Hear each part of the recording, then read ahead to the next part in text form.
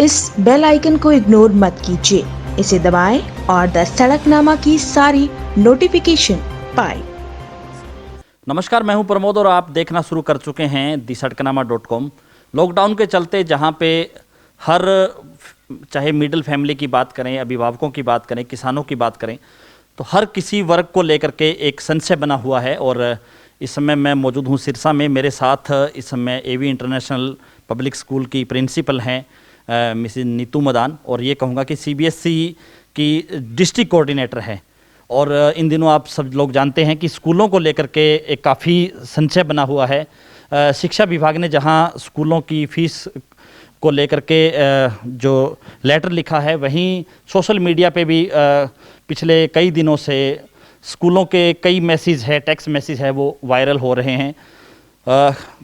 अभिभावकों का कहना है कि कई स्कूल इकट्ठी 3 महीनों की फ़ीस मांग रहे हैं, तो कई स्कूल कह रहे हैं हमें 1 महीने की फ़ीस जमा करवा दीजिए। और अभिभावकों का कहना है कि क्यों ना इस लॉकडाउन के चलते करीब 3 महीने की फ़ीस है वो माफ़ कर दी जाए, ताकि अभिभावकों को भी राहत दी जाए। क्योंकि लॉकडाउन के चलते सब कुछ काम धंधा हर वर्ग पे इसका सीधे तौर पे असर नज़र आ रहा है। जहाँ सरकारें चाहे गरीब तबके की बात करूं, राशन और खाना उपलब्ध करवा रही है, वहीं इस मिडिल फैमिलीज़ को लेकर के भी काफ़ी तरह की जो संशय हैं वो नज़र आ रहे हैं। मेरे साथ एवी इंटरनेशनल स्कूल की प्रिंसिपल हैं, और एवी इंटरनेशनल स्कूल हमने इसलिए चुना बातचीत करने के लिए क्योंकि 3200 बच्चे हैं इस स्कूल में। ये कहूँगा कि सिरसा शहर में सबसे अधिक स्ट्रेंथ वाला ये स्कूल है, और सीबीएसई की डिस्ट्रिक्ट कोऑर्डिनेटर भी है मैडम। तो सीबीएसई से जुड़े हुए अधिकतर जो स्कूल हैं सिरसा के, तो हम इनसे चर्चा करेंगे। मैडम, पहले तो जो फ़ीस को लेकर के जिस तरह के सवाल उठ रहे हैं कि अभिभावक कह रहे हैं कि हमें 3 महीने की फ़ीस है वो माफ़ कर दी जाए, और कुछ एक शिकायतें भी शिक्षा विभाग के पास हुई, जिसमें से काफ़ी कुछ स्कूलों के टेक्स्ट मैसेज दिए गए और शिक्षा विभाग ने कहा कि 1 महीने की फ़ीस ले दीजिए। ये फ़ीस को लेकर के क्या किस तरह की क्लेरिफिकेशन आप अभिभावकों को देना चाहेंगे? नमस्कार सर, सबसे पहले तो मैं आपका धन्यवाद करना चाहूँगी कि आप अपने इस चैनल के थ्रू मेरे इस मैसेज को सिरसा की जनता के सामने रख रहे हैं। दूसरा, मैं ये उम्मीद करती हूँ कि हमारे बच्चे और हमारे पेरेंट्स जो घरों में आज बैठे हैं वो सुरक्षित होंगे और आगे भी इस लॉकडाउन को इसी तरह से नियम से चलाएंगे। सर, जो बात आपने फीसिस को लेके कही, तो मैं उसके बारे में ये बोलना चाहूँगी कि अभी परसों ही मैंने एक वीडियो रिलीज़ किया था, वीडियो पोस्ट किया था अपने फेसबुक पेज पे, क्योंकि पेरेंट्स को बहुत सारे डाउट्स थे माइंड में। उन डाउट्स को क्लियर करने के लिए ही मैंने वो पोस्ट डाली थी। ये मेरे हाथ में जो हमें लेटर इशू हुए हैं स्कूल्स को, डायरेक्टर स्कूल एजुकेशन की तरफ से, मैं उस लेटर को दिखा रही हूँ। तो ये लेटर जो है हमें 12 अप्रैल को जो है इशू हुआ है चंडीगढ़ से, और इसमें जो है साफ ये लिखा हुआ है कि जो स्कूल हैं वो अग्रिम यानी कि एडवांस 3 महीनों की फ़ीस ना लेके जो पेरेंट्स 1 महीने की फ़ीस आसानी से भर सकते हैं, उनसे आप फ़ीस ले सकते हैं। तो इसी चलते हमने भी एक मैसेज जो है सारे पेरेंट्स को डाला, और बल्कि सारे स्कूल्स ने ये मैसेज डाला अपने अपने स्कूल के पेरेंट्स को कि आप 1-1 महीने की फ़ीस स्कूल में जमा करवाएं। तो लेकिन कई पेरेंट्स को ये मन में डाउट आ गया कि शायद ये 3 महीनों की फ़ीस की माफ़ी का ऐलान हुआ है। उनको ये मैसेज अच्छे से समझ में नहीं आया, या ये कह सकते हैं कि जो फेसबुक पे उनको थोड़ा सा गुमराह करने की कोशिश की गई, जबकि इसका अर्थ ये है कि एडवांस में 3 महीने की फ़ीस ना लेके हम प्रति माह 1-1 महीने करके फ़ीस ले सकते हैं, ताकि जो मिडिल क्लास फैमिलीज़ हैं या जो आम जनता है उनकी जेब पे जो है ज़्यादा बोझ ना आए। और कहीं ना कहीं ये जो कदम उठाया गया है शिक्षा विभाग की तरफ से, ये सराहनीय भी है। तो हमने भी इसकी फेवर की, और इन्हीं निर्देशों अनुसार सभी स्कूल्स ने, सिरसा के सभी स्कूल्स ने यही ऑर्डर को मानते हुए सारे पेरेंट्स को ये मैसेज कन्वे किया। और ये सारी डिटेल मैं पहले भी अपनी पोस्ट में डाल चुकी हूँ, लेकिन पेरेंट्स इस बात को नहीं समझ पा रहे हैं। उनको अभी भी ये भ्रम है कि कहीं ना कहीं शायद हमारी फ़ीस माफ़ हो जाएगी। लेकिन मैं अब उनको फिर से ये बता देना चाहती हूँ, और मैं ये रिक्वेस्ट भी करना चाहती हूँ कि जो सक्षम पेरेंट्स हैं, जो जिनकी कमाई का ज़रिया इन दिनों रुका नहीं है लॉकडाउन के दौरान भी, जैसे कि गवर्नमेंट जॉब्स जो कर रहे हैं, गवर्नमेंट एम्प्लॉयज़ हैं या प्राइवेट सेक्टर के जो एम्प्लॉयज़ हैं, और जो व्यापार लॉकडाउन के दौरान भी अभी चल रहे हैं, जैसे कि किराना की दुकानें हैं, मेडिकल शॉप्स हैं और दूध डायरी का काम है, ये अभी वर्किंग में है। तो कम से कम वो पेरेंट्स आगे आएँ और ये फीसेस जमा करवाएं। तो यही मैं सारे पेरेंट्स को फिर से रिक्वेस्ट कर रही हूँ कि जो सक्षम पेरेंट्स हैं प्लीज़ आगे बढ़ें और हमारा साथ दें, ताकि हम हमारे स्टाफ की जो सैलरीज़ हैं उनको इजीली उनको दे सकें, क्योंकि नियर अबाउट 200 स्टाफ मेंबर्स जो हैं हमारे स्कूल में हैं, 3200 बच्चे हैं, और हमारा जो ये स्कूल है ये चैरिटेबल ट्रस्ट के अंडर है। 1997 में जब ये स्कूल शुरू हुआ था तो महज 80 बच्चे थे इसमें, और आज इस स्कूल की जो स्ट्रेंथ है वो 3200 हो चुकी है, और हमारा जो स्टाफ है वो नियर अबाउट 200 के है। तो अगर हम फीस माफ़ कर देंगे बच्चों की, तो मैं आपको ये डिजिट्स में सारा आज एक्सप्लेन करना चाहती हूँ, ताकि पेरेंट्स को ये सेटिस्फेक्शन हो जाए कि हम जो भी उनके आगे डिमांड रख रहे हैं वो हमारी मतलब जायज़ डिमांड है, कोई नाजायज़ हम उनके साथ कुछ भी नहीं कर रहे हैं। अगर सर आप हमारे फ़ी स्ट्रक्चर की बात करें तो जो हमारा फ़ी स्ट्रक्चर है, जो प्री नर्सरी या नर्सरी क्लास से जहाँ से हमारे स्टार्टिंग क्लासेस हैं, वो 16,300 रुपये पूरे साल का है, और +2 में जाके मेडिकल के जो बच्चे हैं उनके लिए जो फ़ीस है पूरे साल की 25,000 है। तो इतनी कम फ़ीस स्ट्रक्चर होते हुए जो फैसिलिटीज़ हम लोग अपने बच्चों को दे रहे हैं, वो शायद बड़े बड़े स्कूल्स जो इतनी फ़ीसेस ले रहे हैं बच्चों से, उन्हीं के मुकाबले की फ़ैसिलिटीज़ हम भी दे रहे हैं। तो इसीलिए मैं यही कहना चाहूँगी कि एवी इंटरनेशनल स्कूल एकमात्र ऐसा स्कूल है पूरे सिरसा में जो इतने लिमिटेड फ़ीस स्ट्रक्चर में भी अपने बच्चों को पूरा का पूरा फैसिलिटीज़ दे रहा है और किसी भी तरह की उनको प्रॉब्लम नहीं आने दे रहा है। मैडम एक बीच में मैं आपको माफ़ी चाहूँगा कि जैसे आपने कहा कि 1 महीने की फ़ीस वो दे सकते हैं, सक्षम पेरेंट्स है, कुछ ऐसे भी पेरेंट्स हैं जो जिनका काम जैसे नहीं चल रहा, आपने कहा कि कुछ ऐसे जो कैटेगरीज है जिनका काम चल रहा है, जिनका काम मान लो नहीं चल पा रहा है, और वो फीस, इसमें शिक्षा विभाग के पत्र में भी ऐसा लिखा हुआ है कि आप दबाव नहीं बना सकते 1 महीने की फ़ीस के लिए भी। जब तक लॉकडाउन है तब तक अगर पेरेंट्स नहीं भरना चाहे तो भी आप दबाव नहीं बना सकते, अगर वो देना चाहे तो 1 महीने की फ़ीस उसकी सहमति से दे सकते हैं। इसको लेकर आप क्या कहेंगे? बिल्कुल, हमने यही अपने मैसेज में डाला है कि जो पेरेंट्स सक्षम नहीं हैं वो इस चीज़ के लिए एक रिक्वेस्ट लेटर डालें। मैंने नंबर भी दिया हुआ है उस मैसेज में कि इस नंबर पे अपना एप्लीकेशन डाल दें। हम उन पेरेंट्स को जो है उनकी जो फ़ीस है वो आगे के लिए रिकमेंड कर देंगे कि ये जो है लॉकडाउन के बाद जब भी इनको ईजी लगे तब एक्सटेंड हो सकती है। बिल्कुल एक्सटेंड हो सकती है। और उसके बाद मेरे ये पोस्ट रिलीज़ करने के बाद बहुत सारी एप्लीकेशंस आई भी हैं और हमने उनको एक्सटेंशन दिया भी है, उनको ये हमने सुविधा दी भी है। और रही बात फ़ीस माफ़ी करने की, तो मैं अपने स्कूल को लेके कुछ एक आपके आगे ये पेपर्स रखना चाहती हूँ प्रूफ के तौर पे। लोगों को ये वहम है, पोस्टों में डाले जा रहे हैं कि इनको बहुत सारी बचत होती है, ये अपने जेब में डाल रहे हैं सारा पैसा, तो क्या 3 महीने की फ़ीस नहीं दे सकते हैं? तो मैं उनके ये डाउट्स भी क्लियर करना चाहती हूँ कि ये जो स्कूल है इसमें अगर आज 3200 बच्चे पढ़ रहे हैं, तो जब से ये स्कूल शुरू हुआ है 23 साल पहले से लेके अब तक हर साल जो है हमारे कंसेशनल केसेस भी उसी तरह से बढ़ते गए हैं। एट प्रेजेंट जो है हम 778 बच्चों को फीस में कंसेशन दे रहे हैं। 2011 या 12 में एक जो 134A एक्ट शुरू हुआ था हरियाणा के अंडर, उसमें हमें ये ऑर्डर्स दिए गए थे कि 25% बच्चों को 134A की कैटेगरी में रखा जाएगा, और हमने बिना किसी सोच विचार के 25% बच्चों को on the spot 134A category में डाल भी दिया। लेकिन कुछ टाइम बाद ही सरकार ने अपने इन ऑर्डर्स को चेंज करते हुए 25 से 10% पे ले आए।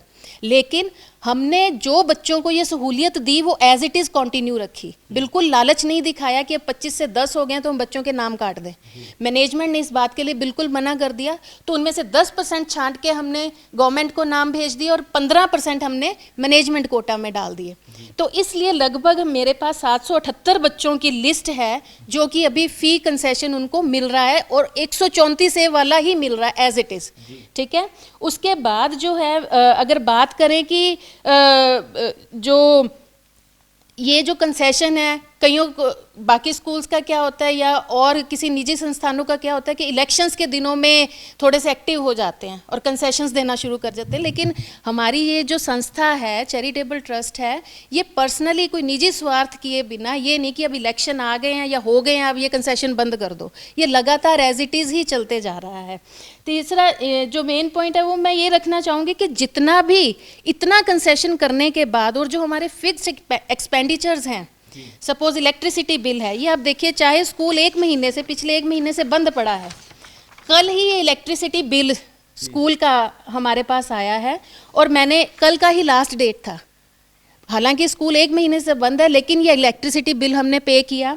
और कुछ इस तरह से और भी जो फिक्स्ड एक्सपेंडिचर्स हैं, जैसे ईपीएफ हो गया, ईएसआई हो गया, ई केयर हो गया, स्मार्ट क्लास हो गई, टीचर्स की सैलरी हो गई, टैक्सेस हो गए, इस तरह के बहुत सारे और फिक्स्ड एक्सपेंडिचर्स हैं जो चाहे स्कूल खुला है या बंद है, तो वो हमें ये माना जाए कि आपका ये स्कूल है ये प्रॉफिट नो लॉस पे चल रहा है, किस तरह की इनकम वगैरह नहीं? बिल्कुल, जितना भी थोड़ा बहुत हमें एंड पे या बीच में हमें लगता है कि इतना हमें बच रहा है। आपने देखा होगा कि पहले ये स्कूल जो है छोटी बिल्डिंग थी हमारी, आईटीआई चौक पे था, जो हमें थोड़ी सी सेविंग्स होनी शुरू हुई तो हमने हाथों हाथ दूसरी साइड पे अपना सीनियर विंग बनाना शुरू कर दिया।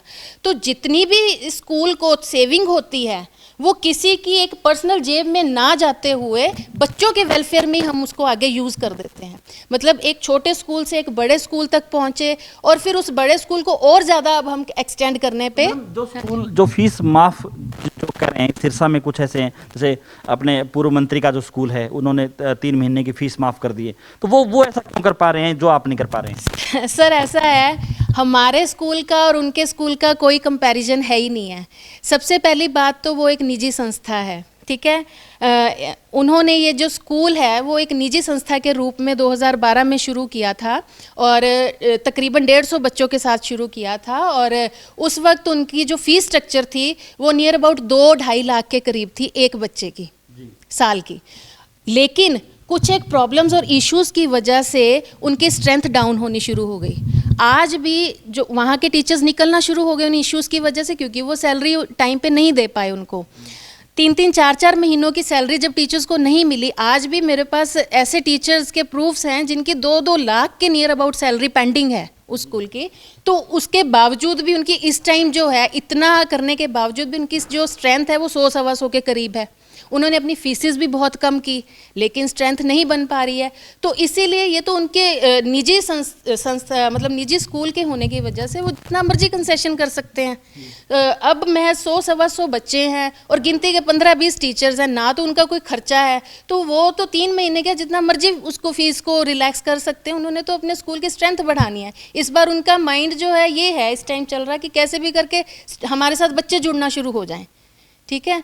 तो चाहे जेब से क्यों ना भरना पड़े, लेकिन जो हमारा सिस्टम है, जो ट्रस्ट का स्कूल है और 3200 बच्चे और 200-225 टीचर्स हैं, उनकी सैलरी को पे ऑफ करना और सारे एक्सपेंडिचर्स को निकालना वो हमारे लिए बहुत मुश्किल हो रहा है। इसीलिए हमें इस तरह का डिसीजन लेना पड़ा। एवी इंटरनेशनल स्कूल है, वो अपने जो है आप अपने बच्चों को, अभिभावकों को आप कितना रिलैक्सेशन दे पाएंगे या कितना का आप आश्वस्त करते हैं उनको? बिल्कुल, मैं उनको आश्वस्त करती हूँ कि जो हमारे 700-750 बच्चे ऑलरेडी कंसेशन जिनको मिल रहा है, मैं तो बल्कि ये कहूँगी कि सक्षम पेरेंट्स जो हैं वो आएँ और हमारा सहयोग करें। कहीं इनकी इस जिद की वजह से कि 3 महीने की फ़ीस माफ़ हो और हमें मजबूरन, जो बच्चे वाकई में मजबूर हैं और नीडी हैं, जो बच्चे पढ़ाई में बहुत होशियार हैं और कुछ करना चाहते हैं स्टडीज़ को लेके, कहीं जो आज वो हमारा मुंह देख रहे हैं कि हमारे साथ क्या बनेगा, अब कहीं हमारा कंसेशन ना ख़त्म हो जाए। मैं उन पेरेंट्स को बोलना चाहूँगी कि उन बच्चों का हक ना मारते हुए प्लीज़ आगे आके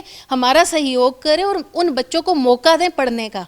अगर इस तरह से हमने माफ़ किया तो हमारे लिए भी मुश्किल हो जाएगी, उन बच्चों के लिए भी मुश्किल हो जाएगी। और बाकी रही बात, अगर कोई पेरेंट्स वाकई बहुत ज़्यादा प्रॉब्लम में है, हमें लगता है कि जेन्युइन केस है, तो मैं आश्वस्त दिलाती हूँ कि जैसे ही लॉकडाउन ख़त्म होगा, अभी तो वो हमारी साथ अपनी प्रॉब्लम्स शेयर कर रहे हैं और डेफिनेटली मैं उनको एक्सटेंशन में डाल रही हूँ। अगर बाद में भी हमें लगा कि ये नहीं पे कर पा रहे हैं तो कुछ ना कुछ ज़रूर उनको रिलैक्स दिया जाएगा।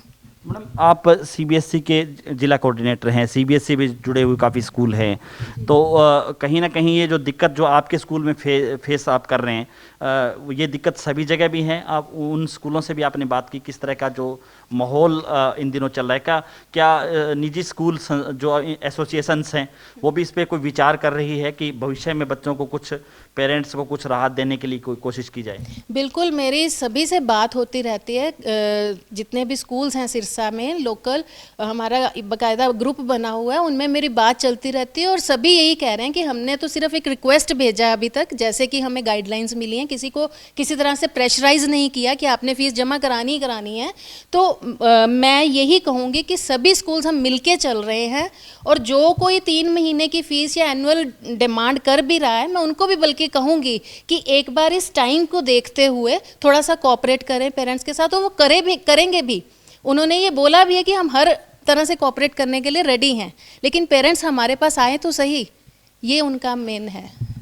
और एक और बात, मैं आपके इस चैनल से जो है पेरेंट्स को अपनी तरफ से एक रिक्वेस्ट करना चाहूँगी, वो ये है कि सर क्या है कि आज का जो माहौल है, मैं 20 साल से इस एजुकेशन फील्ड में हूँ, ठीक है, और पिछले कुछ टाइम से मैं ये देख रही हूँ कि जो बच्चे हैं हमारे, उनके मन में कहीं ना कहीं स्कूलों को लेके या टीचर्स को लेके एक नेगेटिव अप्रोच आते जा रही है।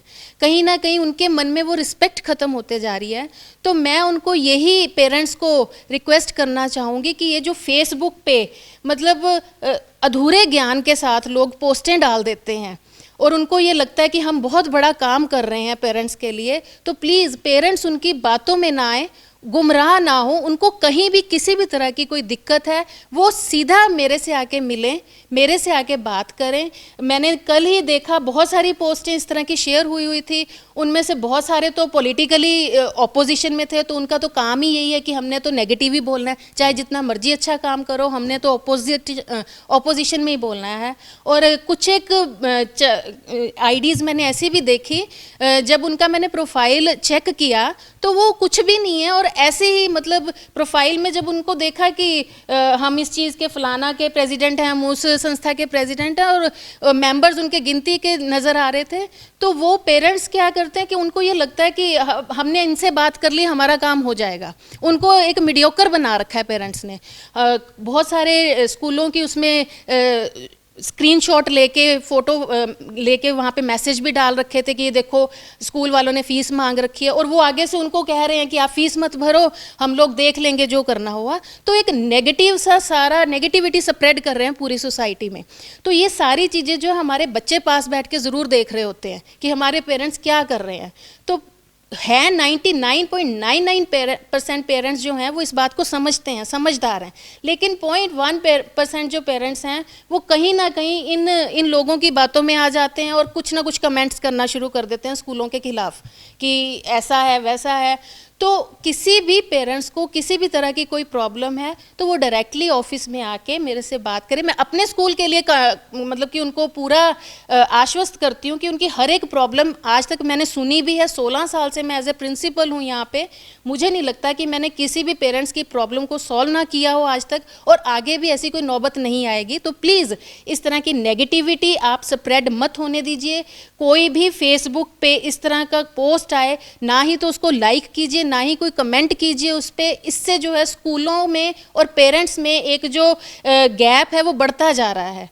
हमें किसी भी मीडियोकर की ज़रूरत नहीं है आपकी बात को सुनने के लिए। आप डायरेक्ट आइए, अपनी बात रखिए हमारे सामने, हम ज़रूर पूरी करेंगे। बच्चों को जो है पॉजिटिव रहने दीजिए स्कूलों के प्रति, ताकि उनके मन में जो है पेरेंट्स को लेके और टीचर्स को लेके और स्कूल को लेके रिस्पेक्ट बनी रहे। क्योंकि जब बच्चे टीचर्स की रिस्पेक्ट नहीं करना छोड़ देते हैं तो वो बच्चे, हम तो उनके लाइफ में एक छोटा सा पार्ट प्ले कर रहे होते हैं। 14 साल बाद तो बच्चा चला जाता है स्कूल से, 14 या 15 साल बाद, लेकिन प्रॉब्लम पेरेंट्स के लिए खड़ी हो जाती है। उसका नेगेटिव अप्रोच जो है वो पेरेंट्स को झेलना पड़ जाता है कहीं ना कहीं।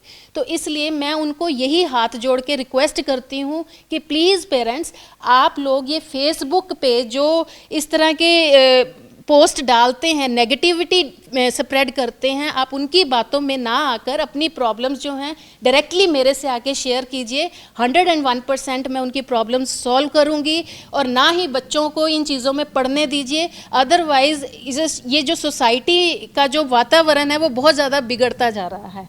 और मैं बाकी स्कूल्स से भी यही कहूँगी कि वो अपने अपने पेरेंट्स को इतना को कंफर्टेबल जोन दें कि पेरेंट्स ईजीली आके उनसे बात कर सकें, उनको ये मीडियोकर्स की ज़रूरत ना पड़े अपनी बात पहुंचाने के लिए। धन्यवाद धन्यवाद। Thank you. तो ये थी मेरे साथ एवी इंटरनेशनल स्कूल की प्रिंसिपल नीतू मदान, जिन्होंने प्रॉपर तरीके से सारी सिचुएशंस को ध्यान में रखते हुए अभिभावकों के साथ जो अपनी बातें हैं वो भी साझी की हमारे चैनल के माध्यम से। लगातार हमारे साथ आप बने रहिए, हमारे यूट्यूब चैनल को आप सब्सक्राइब कर दीजिए और अगर ये वीडियो आप फेसबुक या ट्विटर पर देख रहे हैं तो हमारे पेज को फॉलो करना ना भूलें। बहुत बहुत शुक्रिया।